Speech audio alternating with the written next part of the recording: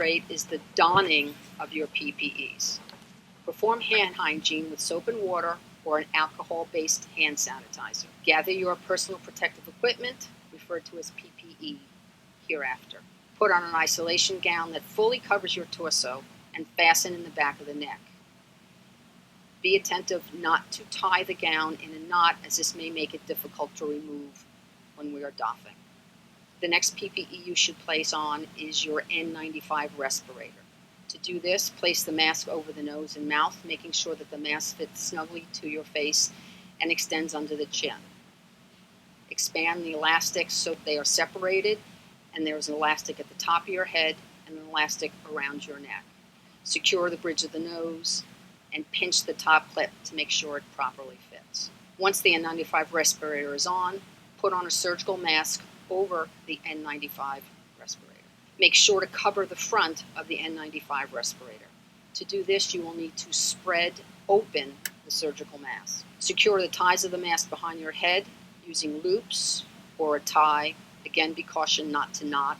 This will allow more physical protection of the N95 respirator for possible reuse at another time, should it be warranted. See the guidelines for extended use of N95 respirators for more information.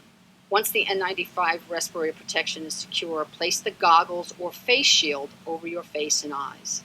Adjust to fit. Make sure your eyes are covered. Again, the three options here are goggles alone, a face shield alone, or in some instances, a surgical mask may have a face shield affixed to it. You would have placed that on at the point that you put on your surgical mask to cover your N95 respirator. The last part of the donning procedure would be to put on your standard gloves.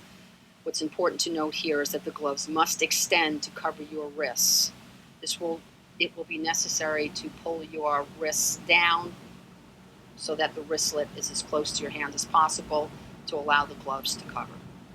You have now completed the donning process for airborne and contact precautions for a suspect or confirmed COVID-19 patient. We will now move on with the steps of removing the PPEs, also referred to as doffing. The first PPE you will remove is your gloves, as this is the dirtiest. Grasp the outside of the glove with the opposite hand in the center of the glove. Peel the glove off and hold the removed glove in the existing gloved hand. Slide the ungloved finger under the gloved hand and gently remove the glove without contaminating, making sure to invert the glove so that the glove within your hand stays covered. Discard in a regular waste container with a lid. Perform hand hygiene with soap and water or alcohol-based hand sanitizer. The next PPE to be removed is the face shield, goggles, or the mask with the face shield attached. Grasp the earpieces and remove, pulling forward. At this point, the goggle should be off the N95 and discard. The next PPE to be removed, if you are not using the face shield with the attached surgical mask, will be your surgical mask. Untie the ties or loops and remove, discard in a waste container with a lid. The next PPE to be removed is the gown. Untie the back, touching only the inside, pull away from the neck and shoulders. Turn the gown inside out, fold or roll into a tight bundle, being attentive to not contaminating your hands. Discard in a regular waste container with a lid. Perform hand hygiene with soap and water or an alcohol-based hand sanitizer and exit the room.